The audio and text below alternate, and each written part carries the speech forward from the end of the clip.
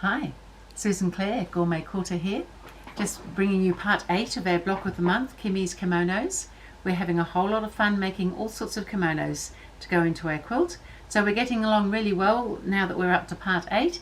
We just have a couple of kimonos to do, and we're going to go through both of those this time, and then next time I'll show you how we can put it all together. So this is the one we're doing. We're going to do kimonos D and E this time. This is kimono D, and it's got this nice little diagonal part in the back panel there. So the kimono is basically constructed the same as the previous kimonos, but the back section is the bit that we're changing, just like we did with B and C. So I'll go ahead and show you what we're doing. So your pattern notes that you'll have received will have all the information about the cutting sizes and those sorts of things. So I'm just going to show you the practical side of putting the back together. So I've got here my back sections cut out. As the pattern tells you, we've got one that's longer, which is the top part of the back, and a slightly shorter one, which will be the lower part of the back, and we're going to pop this strip in between there. So it wasn't particularly easy. We could have started with a bigger piece of this. I worked out a few different ways of doing it, and this is the way I've come up with as being what I hope is the simplest method.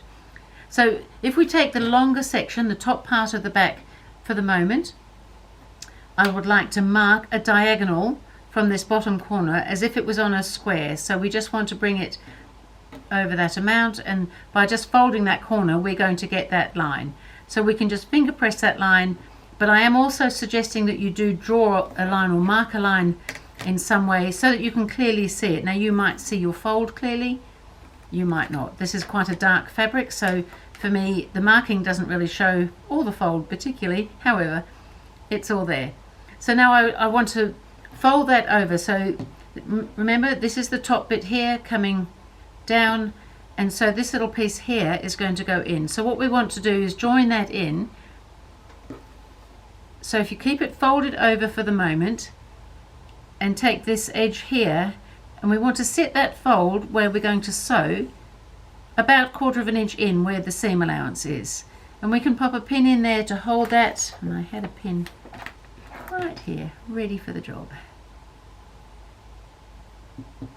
And then we just need to sew on that marked line along there, and then we can come and do the next section. So I'll go to the sewing machine now and do that.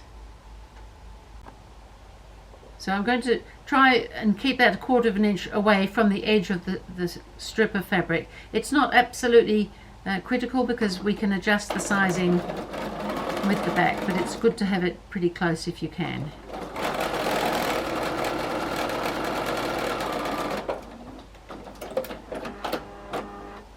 So just as simple as that.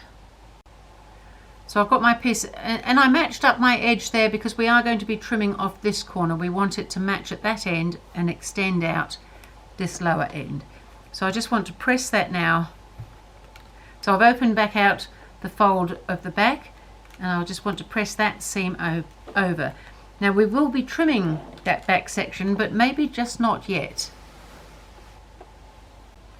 So now I just want to trim this off. Now I've left this back piece in at the moment because I want to make sure that that stays nice and straight when we're trimming this piece off, and this will help us put the next piece on by having a nice edge. So I'm just trimming that level,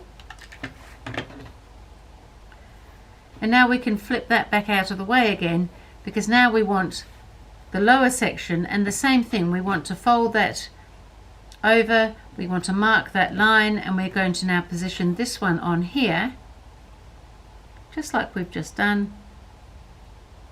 Again, 1/4 inch away from the strip edge, we can pin it in place, and I'll go back to the machine and do that, and then I'll show you how we can trim it off nicely. So I've gone ahead and I've stitched that second line. I've still got these triangles sitting there, but I think what I'm going to do first is trim that little piece that's sticking out there away so that we've got a nice smooth edge both sides. And now we can just pull this out of the way, turn it over if you'd like to so it's easier to see, and just trim away, leaving a 1/4 inch seam allowance from where we stitched there. And the seam for the strip has gone inside to the strip, which is good. We'll just always remember to open it out. Don't trim away the other piece as well. That would not be helpful.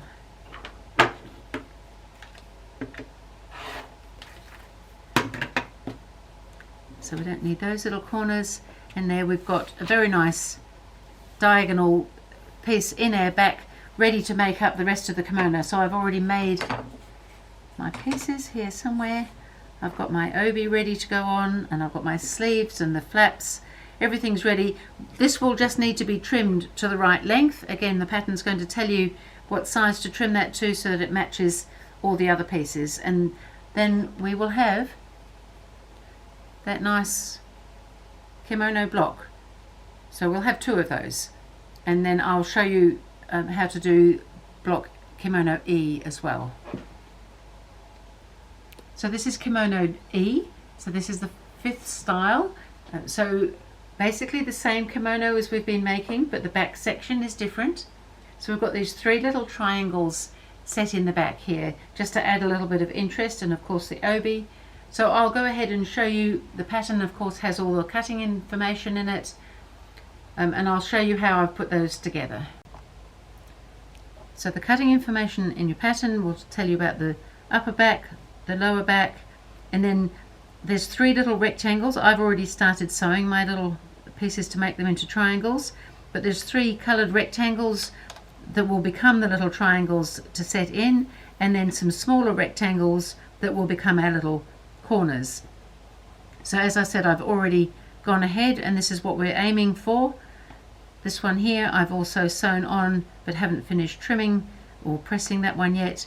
So I've got this one here. So all I've done is lay one of the rectangles on here, one of these smaller background rectangles, so that the corners are matching, but it is overlapping a little bit there because we want that little extra bit of length. And then we're going to be sewing all the way across from the corner here up to here, so that when it folds back it will extend just a little bit beyond our seam there, as this one does on this side, if you can just see that. So we put on one side first, trim it 1/4 inch away, press it open, and then we come back and do this second side, which I'm about to do now. And then we can, these are actually just slightly oversized anyway. We will need to trim them back because they get a little bit fiddly when they're this small. So I'm going to go to the machine now and just stitch that line in there. So I've gone ahead and I've stitched my diagonal seam there. I can now trim away that corner, so 1/4 inch away from my stitching line towards the corner.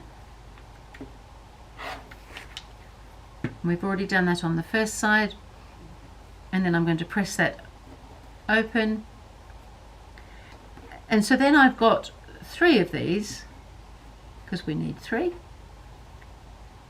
But they are, if you look at them against the lower back, for instance, they are actually a little bit too wide. So I'm going to take them to the iron, press them, and then trim them, and then they'll be the right size, and your pattern's going to show you that. So I'll go ahead and do the trimming now.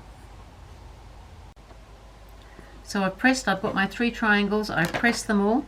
They are a touch too wide, so I'm going to line up the point, the center point here, with a line on my board, so that I can trim them down to the size, to the width each unit needs to be.